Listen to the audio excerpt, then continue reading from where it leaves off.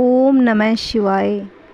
आप सभी पर भगवान शिव की कृपा हमेशा बनी रहे। आज रसपान कीजिए सावन मास में शिव महापुराण का दूसरा अध्याय। वेद व्यास जी बोले, एक समय श्री गंगा और यमुना के संगम प्रयाग में जब मुनियों ने एक विराट सम्मेलन किया, तब परम पौराणिक सूत जी के आने पर सभी लोगों ने अपने अपने आसनों से उठकर उनकी यथोचित अभ्यर्थना की। पूजा सत्कार करके हाथ जोड़कर यह प्रार्थना की कि हे मुनिवर, कलयुग में सभी प्राणी पाप ताप से पीड़ित हो, सत्कर्मों से रहित, पर निंदक, चोर, पर स्त्रीगामी, दूसरों की हत्या करने वाले और आत्मज्ञान से रहित, नास्तिक, माता पिता के द्वेषी और स्त्रियों के दास हो जाएंगे। ब्राह्मण लोभी, वेद को बेचकर जीविका करने वाले, धन के इच्छुक और मत के मोहित, अपनी जाति के कर्मों को छोड़कर ब्रह्मा ज्ञान से रहित, दयाहीन और व्रत को न करने वाले, कृषक, क्रूर और मलिन स्वभाव के हो जाएंगे। स्त्रीय धर्म के विपरीत कुसंगी और पाप प्रायण होंगे। रण से कायरता, धर्म में विमुखता, चोरी, नीचता और दासता की उनका धर्म हो जाएगा। इस प्रकार वैसे भी संस्कारहीन अपने धर्म समझेंगे। वे गुरु, देवता और ब्राह्मणों से रहित, कामी, मलिन, परम लोभी होंगे। शूद्र भी अपने धर्म को छोड़ तिलक आदि लगाकर ब्राह्मणों का आचार करने वाले, नकली, तपस्वी, होम करता, कुटिल, ब्राह्मणों के निंदक, धनवान, कुकर्मी, विद्यमान, विवादी, धर्मलोकदम्भी, महाअभिमानी, क्रूर, वर्ण धर्म के नाशक, सब वर्णों के उच्च तथा दुष्कर्मी हो जाएंगे। इस प्रकार स्त्रियों में भी धर्म का नाश हो जाएगा और वे तमोगुण से युक्त, यारवासी, पति से विमुख, माता पिता की भक्ति से रहित रहा करेगी। ऐसी नष्ट बुद्धि संतानों की परलोक में क्या दशा होगी तथा वे किस कर्म द्वारा सद्गति को प्राप्त होंगे। हे सूत जी, अब आप इस पर प्रकाश डालिए, क्योंकि हम लोगों को इस बात की बड़ी चिंता है कि जगत की क्या दुर्दशा होगी। परोपकार से बढ़कर दूसरा धर्म नहीं। अतः इसके लिए जो सर्व सिद्धांतों के मान्य हो, ऐसी कोई सरल युक्ति आप बतलाने की कृपा कीजिए। सूत जी बोले, हे मुनिवरों, यह आपने त्रिलोक और हितकारी सर्वोत्तम प्रश्न किया। यह कली के पापों का नाश करने वाला, परमार्थदायक शिव पुराण ग्रंथों से उत्तम और वेदांत सागर का भी सर्वस्व है, जिसे पढ़ने सुनने से मनुष्य को सर्वोत्तम शिव गति प्राप्त होती है। वेद व्यास के कहे इस पुराण का बहुत महत्व है। इसके कीर्तन और सुनने से जो फल प्राप्त होता है उस सब को मैं नहीं कह सकता, परंतु उसका कुछ महात्म्य मैं आपको कहता हूँ। ध्यान से सुनिए। व्यास जी ने कहा, यदि शिव पुराण का एक या आधा श्लोक भी कोई पढ़ेगा तो पाप से छूट जाएगा। यदि सावधानी से संपूर्ण शिव पुराण को पढ़ेगा तो जीवन मुक्त हो जाएगा। जो इसके अनुसार आचरण करे तो एक एक अश्वमेघ यज्ञ का फल पाते हैं। यदि श्री शिव पुराण का प्रतिदिन पूजन करे तो वह सब देवताओं की पूजा के समान फल प्राप्त करें। इसमें कोई संदेह नहीं, क्योंकि शिव संहिता नामक इस सुधा को स्वयं श्री शंकर भगवान ने उपनिषद रूपी समुद्र को मत कर उसमें से निकाला। अतः जो कोई इसका पान करेगा वह निश्चय ही अमर हो जाएगा। यदि कोई 1 मास तक पढ़े तो वह ब्रह्मा हत्या आदि पापों से भी मुक्त हो जाता है। शिवालय में या विलभ से वन में जो इस संहिता को पढ़ेगा वह अद्भुत फल प्राप्त करेगा। श्री भैरव जी की प्रतिमा के सामने इसका 3 बार पाठ करता है, उसके सभी मनोरथ सिद्ध प्राप्त होते हैं।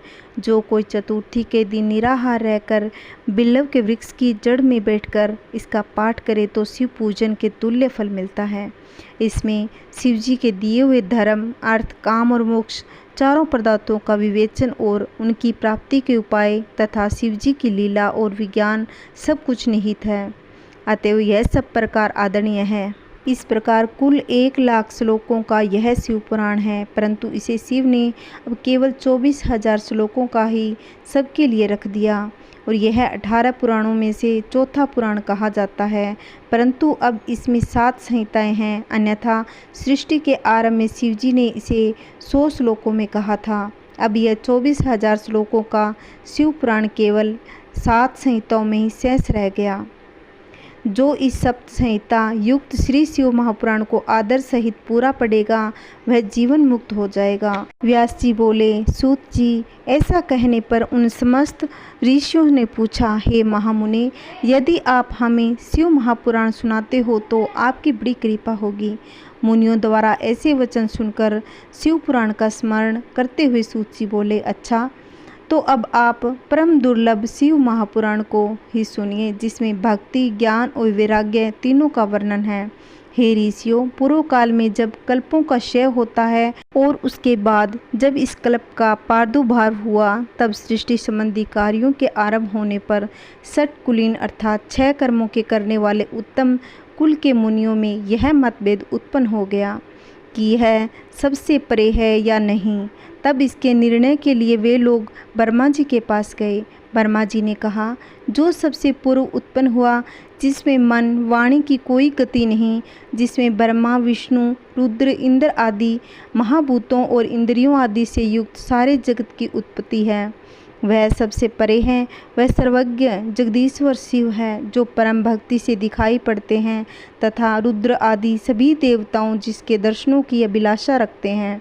अधिक क्या कहूँ, शिव जी की भक्ति और भक्ति से ही उसके प्रसाद की प्राप्ति होती है। जैसे बीज से अंकुर और अंकुर के बीज की उत्पत्ति होती है। अरे ब्राह्मणों, आप लोग महादेव जी का प्रसाद पाने हेतु 1000 वर्ष का दीर्घ यज्ञ करें, जिसमें शिव की कृपा से आपको साध्य और साधन का ज्ञान होगा। इस पर मुनियों ने पूछा, हे भगवान, यह साध्य और साधन क्या है? ब्रह्मा जी बोले, साध्य शिव पद है और साधन उनकी सेवा, परंतु इसके लिए साधन को सर्वदा ही निष्प्रिय होना चाहिए। जब इस प्रकार वेद विधि से भगवान शिव की आराधना होती है तो तब परमेश पद की प्राप्ति होती है। इस संबंध में स्वयं शिव ने भी कई निर्देश दिए। कानों से सुनना, वाणी से कहना, मन से मनन करना भी एक महान साधन है, क्योंकि वे महेश्वर सर्वदा ही सुनते हैं। कीर्तन करने और मनन करने योग्य है, इसीलिए साध्य तक पहुंचना हो तो साधन में जुट जाना आवश्यक है। प्रत्यक्ष का विश्वास होता है। अतः बुद्धिमान को चाहिए कि पहले गुरु के श्री मुख से सुनकर कीर्तन और मनन द्वारा शिव योग को प्राप्त हो। संभव है कि साधन में पहले तो कुछ क्लेश प्रतीत हो, परंतु अंत में आनंद की प्राप्ति होती है। मुनियों ने पूछा, हे ब्रह्मा जी, सुनने और मनन क्या है? कीर्तन कैसे किया जाता है? ब्रह्मा जी ने कहा, ईश्वर के रूप, गुण और नाम, उनके विलासों में अपनी पूजा और जप से रुचि बढ़ाना तथा निरंतर अपनी युक्तियों सहित अपने मन को उनके सम्मुख रखना ही मनन और पर ब्रह्मा, महादेव जी अथवा शंभु भगवान के नाम का बारंबार जप कीर्तन तथा दृढ़ होकर भगवत संबंधी शब्दों को कानों से सुनना तथा उसे चित्त में स्थित रखना ही सुनना है। सब सत्संग में बैठकर भगवान श्री महादेव जी की कृपा से सुनने और कीर्तन कर लें, तब उनका मनन करें, वही सर्वोत्तम मनन है, जिससे आत्मा पवित्र हो जाती है। सूत जी बोले, हे मुनिवरों, मैं साधन संबंधी एक प्राचीन इतिहास आप लोगों को सुनाता हूँ। एक समय सरस्वती नदी के तट पर पराशर पुत्र वेद व्यास जी तप कर रहे थे, तो सनत कुमार जी ने उनके निकट आकर उनसे पूछा, हे भगवान, शिव जी तो प्रत्यक्ष सबके सहायक हैं, फिर आप ऐसा तप क्यों कर रहे हो? व्यास जी ने उत्तर दिया, मुक्ति के लिए। इस पर सनत कुमार ने कहा, अवश्य, पहले मुझे भी ऐसा ही भ्रम हुआ था और मंदराचल पर्वत पर जाकर तप करने लगा था, परंतु दयालु शिव जी की आज्ञा से नंदीकेश्वर ने आकर मुझे यह बतलाया कि शिव जी के सुनने, कीर्तन और मनन से मुक्ति प्राप्त होती है। तब मेरा सारा भ्रम दूर हो गया। अतः हे ब्रह्मा, आप भी ऐसा ही करें। यह कहकर सनत कुमार जी चले गए। इस पर ऋषियों ने सूत जी से कहा कि जो सुनने और कीर्तन मनन नहीं करता, उस जीव की मुक्ति कैसे होती है तथा बिना यत्न किए ही वह कैसे मुक्ति प्राप्त कर सकता है? सूत जी बोले, हे ऋषियों, सुनने और कीर्तन और मनन करने से असक्त प्राणी यदि शिव जी के लिंगेश्वर की स्थापना करता है, नित्य उसकी पूजा करे, तो वह भी इस अपार भवसागर से तर जाएगा। मुनियों ने पूछा, यह कैसे? बेर मात्र से ही सब देवताओं की पूजा कैसे संभव हो सकती है? लिंगेश्वर के द्वारा शिव जी कैसे पूजे जा सकते हैं? शिव जी बोले, हे मुनिवरों, यह स्वयं शिव जी ने कहा है कि अन्य नहीं। मैंने श्री गुरु मुख से सुना है कि एक शिव जी ब्रह्मा रूप और निष्फल अर्थात कला रहित, कला सहित भी है। इस निष्फल में निराकार लिंग की प्रधानता है, परंतु वे सभी कलाओं से युक्त है। इसके लिए शिव का सागर लिंगेश्वर भी हो जाता है तथा इस आकार और निराकार से ही शिव ब्रह्मा संज्ञक भी हो जाते हैं। इसी के लोक में दोनों स्वरूप की पूजा करते हैं, अन्य देवों में यह तत्व नहीं।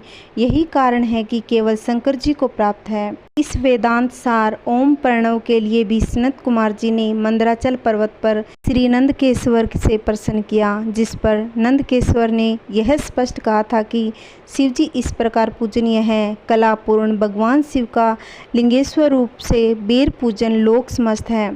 वेद ने जिसको आज्ञा दी है। सनत कुमार ने लिंग बेर की उत्पत्ति पूछी। नंदेश्वर ने कहा, पूर्व काल में जब ब्रह्मा और विष्णु में युद्ध हुआ, उनके बीच में निष्फल शिवजी ने स्तंभ रूप में प्रकट होकर विश्व संरक्षण किया था। तभी से महादेव जी का निष्फल लिंग सकल बेर जगत में प्रचलित हुए। बेर मात्र को देवताओं ने भी ग्रहण किया। इससे शिवजी के अतिरिक्त बेर लिंग से देवताओं की पूजा होने लगी और वही उसका फलदाता हुआ। परंतु शिवजी के लिंग और बेर दोनों ही पूजनीय होते हैं। नंदीकेश्वर बोले, पूर्व में जब श्री विष्णु अपने सहायकों सहित श्री लक्ष्मी जी के साथ शेष शैया पर शयन कर रहे थे, तब ब्रह्मा देवताओं में श्रेष्ठ ब्रह्मा जी स्वयं ही वहां जा पहुँचे और विष्णु जी को पुत्र कहकर पूछने लगे, पुत्र उठ, मुझे देख, तेरा ईश्वर यहाँ आया है। विष्णु जी के अंदर क्रोध हुआ, परंतु उसे दबाकर उन्होंने ब्रह्मा जी से कहा कि पुत्र तुम्हारा कल्याण हो, आओ बैठो, मैं तुम्हारा पिता हूँ, कहो कि तुम्हारा मुख टेढ़ा क्यों हो गया। ब्रह्मा जी बोले, समय के फेर में तुम्हें अभिमान हो गया, मैं तुम्हारा रक्षक ही हूँ, किंतु समस्त जगत का पिता मैं हूँ। वे फिर बोले, चोर तू अपना बड़प्पन क्या दिखाता है, सारा जगत तो मुझ में निवास करता है, तू मेरी नाभि कमल से प्रकट हुआ, मुझसे ही ऐसी बातें करता है। नंदीकेश्वर बोले, जब इस प्रकार रजोगुण से मुद्ध उन दोनों में विवाद होने लगा, तब वे दोनों अपने को प्रभु कहते कहते एक दूसरे को बंद करने में तैयार हो गए। युद्ध छिड़ गया। हंस और गरुड़ भी बैठे दोनों ईश्वर परस्पर युद्ध करने लगे। ब्रह्मा जी के वक्ष स्थल में विष्णु जी ने अनेकों अस्त्रों का प्रहार कर उन्हें व्याकुल कर दिया। इसे कुपित हो ब्रह्मा जी ने भी उनके वक्ष स्थल पर भयानक प्रहार किया। एक दूसरे के प्रति युद्ध से श्री विष्णु जी हाँपने लगे। उन्होंने ब्रह्मा जी पर महेश्वर अस्त्र चला दिया। इससे ब्रह्मा जी को चोट लगी। उन्होंने पाशुपत विष्णु वक्ष स्थल पर आघात किया। पारंपरिक आघातों से देवता लोग अत्यंत घबराए। यह हमारी सृष्टि शिवजी की है, जिन त्रिशूलधारी की इच्छा के बिना कोई एक तिनका भी इधर से इधर नहीं कर सकता। हम लोग शिवजी के पास जाते हैं, ऐसा कहकर देवगण चंद्रशेखर श्री महादेव जी के पास गए। महादेव जी अपनी सभा में उमा सहित सिंहासन पर विराजमान थे। देवताओं ने दंडवत कर महादेव जी को नमस्कार किया। उनको नमस्कार करते देख शिव जी ने उन्हें अपने पास बुला लिया और बोले, महादेव जी बोले, पुत्रों कुशल में तो हो? मैंने सुना है कि ब्रह्मा और विष्णु में युद्ध हो गया, तुम लोग बड़े दुखी हो। अच्छा, मैं अपने गणों के साथ चलता हूँ, तुम लोग भय न करो। यह कहकर शिवजी ने अपने गणों को वहां चलने की आज्ञा दी।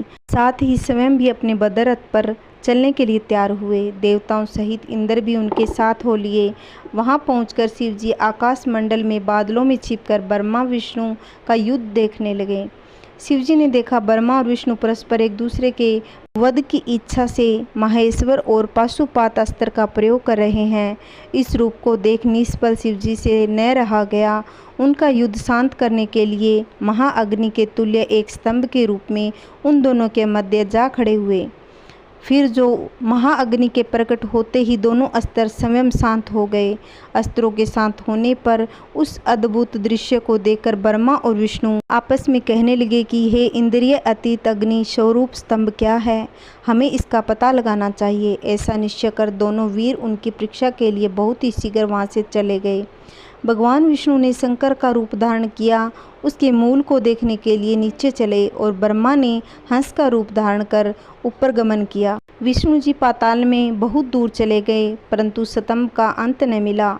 तब वह पुनः युद्ध भूमि में लौट आए। उधर ब्रह्मा ने आकाश में जाकर केतकी का फूल देखा तो उन्हें विश्वास हो गया कि मैंने स्तंभ का अंत देख लिया। तब वे उस केतकी के फूल को लेकर विष्णु के पास आए तो विष्णु ने उनके चरण पकड़ लिए। विष्णु की महानता से शिव प्रसन्न हो गए और बोले, हे विष्णु जी, तुम सत्यवादी हो, अतः मैं तुम्हें अपनी समानता प्रदान करता हूँ। नंदिकेश्वर बोले, महादेव जी, मैं ब्रह्मा जी पर क्रोधित हो अपनी बाहों के मध्य से भैरव को प्रकट किया, जिसने नमस्कार कर उनसे आज्ञा मांगी। शिवजी ने आज्ञा दी कि तुम अपनी तलवार से ब्रह्मा की पूजा करो। यह आज्ञा पाते ही भैरव जी ने ब्रह्मा के सिर के केस जा पकड़े। ब्रह्मा थर थर कांपने लगे। भैरव जी ने ब्रह्मा का मिथ्या भी 5वां शीश काट लिया। जब भैरव जी ने उनके अन्य सिरों को काटना चाहा तब ब्रह्मा जी भैरव जी के चरणों में गिर गए। यह देखकर श्री विष्णु भगवान ने शिव जी के चरणों का आश्रय लिया और हाथ जोड़कर प्रार्थना की कि आरंभ में भी आपने ही कृपा करके उन्हें सिर प्रदान किया था, अतः इन्हें क्षमा करें। शिव जी की आज्ञा से भैरव ने ब्रह्मा को छोड़ दिया। तब वे फिर बोले, तुमने अपनी प्रतिष्ठा पाने के लिए छल किया था, इसीलिए तुम सत्कार, स्थान और उत्सव के विहीन किए जाते हो। ब्रह्मा जी बोले, हे स्वामिन, वरद मुझे मेरा 5वां सिर दे दो। भगवान बोले, पुत्र, मैं जगत की स्थिति को न बिगड़ने दूंगा। जो अपराधी है उन्हें तुम दंड दो, लोक मर्यादा का पालन करो। मैं तुम्हें वरदान देता हूँ कि आज्ञा से तुम गणों के आचार्य हुए, अतः तुम्हारे बिना कोई भी यज्ञ पूर्ण न हो। ऐसा कहकर भगवान शिव केतकी के पुष्प से बोले, अरे मिथ्याभासी दुष्ट केतकी, तुम तुरंत यहाँ से भाग जा, तू मेरी पूजा के योग्य नहीं। तो जब शिवगणों ने उसे दूर भगा दिया तब केतकी शिव जी की प्रार्थना करने लगा, हे नाथ, मुझे कुछ तो फल कीजिए, मेरे पापों को दूर कीजिए। शिव जी ने कहा, मेरा वचन मिथ्या नहीं होता, तो मेरे भक्तों के योग्य है और इस प्रकार तेरा भी जन्म सफल हो जाएगा और मेरी मंडल रचना का सिर मोर तू ही बनेगा। नंदिकेश्वर बोले, हे सनत कुमार। ब्रह्मा विष्णु हाथ जोड़कर शिव जी के अगल बगल में जा बैठे, उनका पूजन करने लगे। तब ब्रह्मा एवं विष्णु से पूजित शिव जी प्रसन्न हो उनसे कहने लगे, हे वत्स, तुम्हारी पूजा से मैं अत्यंत प्रसन्न हूँ। आज से इस दिन का शिवरात्रि नाम से प्रसिद्ध एक बड़ा पवित्र दिन होगा, जो कि शिव चतुर्दशी नाम से मेरी तिथि मानी जाएगी। शिवरात्रि के दिन जो मेरे लिंग बेर की पूजा करेगा वह सृष्टि विधायक तक होगा। यदि कोई जितेंद्रिय और निराहार रहकर 1 वर्ष तक निरंतर मेरी पूजा करेगा वह बड़ा तपस्वी है। परंतु एक दिन शिवरात्रि को मेरी प्रिय तिथि है, इस तिथि पर प्रपंच रहित होकर पूजा करेगा वह भी उसके ही समान हो जाएगा, क्योंकि जैसे चंद्र दर्शन से समुद्र उमड़ता है वैसे ही यह दिन मेरी भक्ति को उमड़ने वाला है। मेरा स्तंभ रूप जो भी पहले प्रकट हुआ शिवलिंग नक्षत्र है। यदि कोई अगहन में भाद्र नक्षत्र में उमा रहित मेरा दर्शन करता है वह मुझे कार्तिकेय में भी अधिक प्रिय है।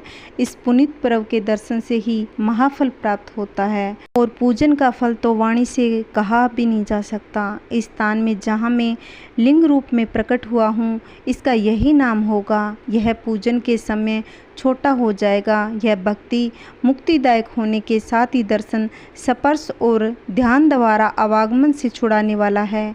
यह अरुणाचल नामक से विख्यात होगा। यहाँ पर शरीर त्यागने वाले को मुक्ति प्राप्त होगी। जो इस लिंग रूप में मुझ लिंगेश्वर का पूजन करेगा उन्हें 5 प्रकार की मुक्ति प्राप्त होगी। ब्रह्मा विष्णु के युद्ध में जितनी सेना मारी गई थी उन सबको शिवजी ने अमृत बरसाकर जीवन दान प्रदान किया। उन दोनों ही परस्पर शत्रुता भी यह कहकर समाप्त कर दिया कि मेरे सकल और निष्कल 2 स्वरूप हैं, ऐसा स्वरूप और किसी का नहीं, इसीलिए कोई दूसरा ईश्वर पद नहीं पा सकता। मेरा एक स्वरूप तो लिंग निर्गुण रूप है और दूसरा निष्फल सगुण रूप है। बड़ा आश्चर्य है कि तुम लोगों ने अज्ञानवश अपने ईश्वर को मान लिया था, उसे नष्ट करने के लिए ही युद्ध भूमि में आया था। अतः तुम अहंकार त्याग कर मेरी आराधना करो। मैं ही परम ब्रह्मा हूँ और मेरी ही सब कलाएं हैं। जो इस निष्फल रूप की दृष्टि गोचर हो रही है, मुझ गुरुदेव के वाक्य की सर्वदा तुम्हारे लिए प्रणाम है। यह मैंने तुम्हारी प्रीति देकर ही कहा। मैं सगुण निर्गुण दोनों हूँ, यह सब कुछ मेरा है और ब्रह्मा ज्ञान देने के लिए मैं निष्फल रूप में प्रकट हुआ हूँ। मेरा यह निष्फलता भी तुम्हारी ब्रह्मा का ज्ञान कराएगा, जिसके कि मेरा आस्तिक संबंध है। लिंग रूप की जहाँ कोई स्थापना करता है वहाँ मैं अप्रतिष्ठित रूप से रहता हूँ। लिंग के अभाव में बेर सहित स्थान भी मेरा क्षेत्र नहीं रहता। ब्रह्मा और विष्णु जी बोले, प्रभु अब आप सर्वाधिक पंचकृत्या का लक्षण हमें कृपा कर सुनाइए। श्री शिव जी बोले कि मेरे समस्त कार्य ज्ञान ज्ञ है, तथापि हे पुत्रों सुनो, सृष्टि स्थिति संहार तिरोभाव अनुग्रह ये मेरे 5 कृत्य संसार में नृत्य सिद्धि है, जिसमें जगत के आरंभ का नाम सर्ग है, उसके रखने का नाम स्थिति, नष्ट करने का संहार, अदल बदल का नाम तिरोभाव, संसार का सर्ग से मुक्त होने का नाम अनुग्रह है। इन्हीं कर्मों के द्वारा मैं संसार का संचालक करता हूँ। इस पंच कृत्या को चलाने के लिए मेरे 5वां मुख है। चारों दिशाओं में 4, सब मुखों के मध्य में 5वां मुख है, जिसे विद्वान लोग ही जानते हैं। जैसे तुम दोनों ने अपनी तपस्या से सृष्टि और स्थिति इन दोनों कृत्यों को प्राप्त किया है, ऐसे ही रुद्र और महेश ने भी संहार और तिरोभाव से 2 कृत्य प्राप्त किए, परंतु अनुग्रह कोई भी न हो सका। दीर्घ आयु होने के कारण तुम दोनों कर्मों को भूल गए, परंतु रुद्र और महेश नहीं भूले। तब तुम्हारे भूलने के कारण सृष्टि की स्थिति के लिए रूपवेश, कृत्य, वाहन और आयुध आदि सबका मुझे संग्रह करना पड़ा, क्योंकि तुम में मूढ़ता आ गई और महेश ने दान तथा रूप दोनों का संरक्षण किया। अब यदि तुम चाहते हो तो अब से मेरे ओंकार नाम का मंत्र जाप करो, जिससे तुम्हें अभिमान पैदा न हो। नंदीकेश्वर कहते हैं कि उमा सहित शिवजी ने उत्तर की ओर मुख करके ब्रह्मा और विष्णु को मंत्र उपदेश दिया। तब ब्रह्मा और विष्णु ने देव आदि देव महादेव जी से हाथ जोड़कर कहा, हे सर्वेश आपको नमस्कार है। हे संसार के रचयिता, ये 5 मुख वाले हम सबको बारंबार प्रणाम करते हैं। जब इस प्रकार स्तुति कर दोनों ने गुरुदेव शिव जी को नमस्कार किया, तब महादेव जी बोले, हे पुत्रों, मैंने तुमसे सभी तत्वों का वर्णन कर दिया और मंत्र भी बतला दिया, जिसको इस जप कर मेरे स्वरूप को भली भांति जान सकते हो। मेरा बतलाया हुआ यह मंत्र भाग्य विधायक एवं सब प्रकार के ज्ञान का देने वाला है। मेरे लिंग, स्तंभ और बेर इन्हीं दोनों का पूजन करना उत्तम है। ओमकार मंत्र से लिंग का पंचाक्षर शिवाय नमः मंत्र द्वारा बेर का मूर्ति का पूजन करना चाहिए। इस प्रकार ब्रह्मा और विष्णु का ज्ञान उपदेश देखकर भगवान शिव वहाँ से अंतर्ध्यान हो गए। आज का हमारा अध्याय समाप्त। कल की वीडियो में हम शिवलिंग की स्थापना विधि और लक्षण के बारे में जानेंगे। मेरी वीडियो आपको कैसी लगती है प्लीज़ कमेंट करना, लाइक करना, वीडियो को ज़्यादा से ज़्यादा शेयर करना। अगर चैनल पे नए हो तो प्लीज़ चैनल को सब्सक्राइब करना। जय श्री कृष्णा, राधे राधे, ओम नमः शिवाय।